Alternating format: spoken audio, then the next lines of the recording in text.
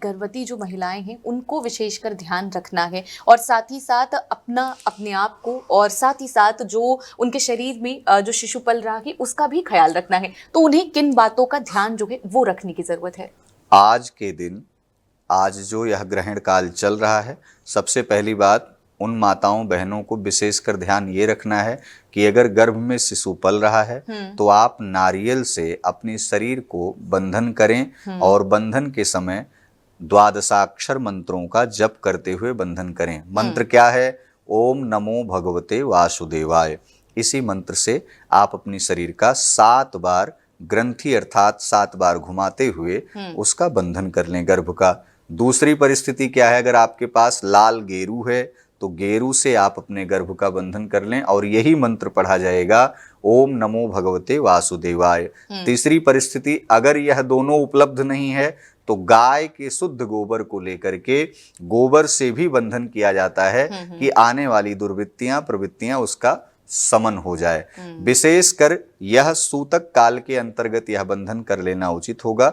ग्रहण काल के समय, वो चाहे भारत में कोई महिला है, माताएं हैं या फिर विदेश में, आपको बता दें कि अमेरिका में यह पूरा ग्रहण जो है वो देखा जा सकेगा, अच्छी तरीके से दिखाई देगा। जी, तो इसलिए यदि भारत के लोग सुदूर यात्रा पर, कहीं प्रवास पर अमेरिका में हैं और माताएं ऐसी स्थिति में हैं तो उन्हें खासकर बाहर नहीं निकलना चाहिए, ध्यान रखना चाहिए। और दूसरा ये कि भारत में अगर यह सूर्य ग्रहण नहीं मान्य है तो सूतक काल में उन माताओं को खान पान पे और किसी भी ऐसी खुली हुई वस्तुओं का उपयोग नहीं करना चाहिए। किसी भी प्रकार के काटने के संबंध में, कैंची के संबंध में कुछ ऐसा कृत्य नहीं करना चाहिए जो आपके लिए नुकसान का कारक हो।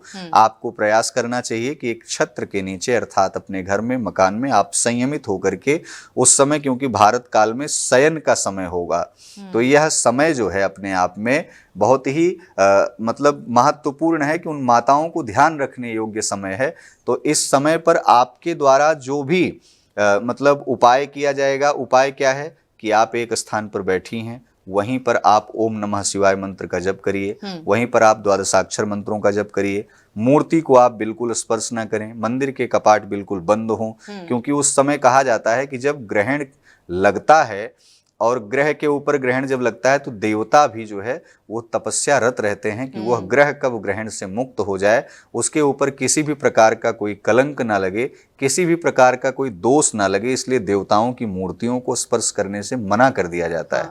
तो ये बेहद महत्वपूर्ण कुछ ऐसे बिंदु हैं। जी।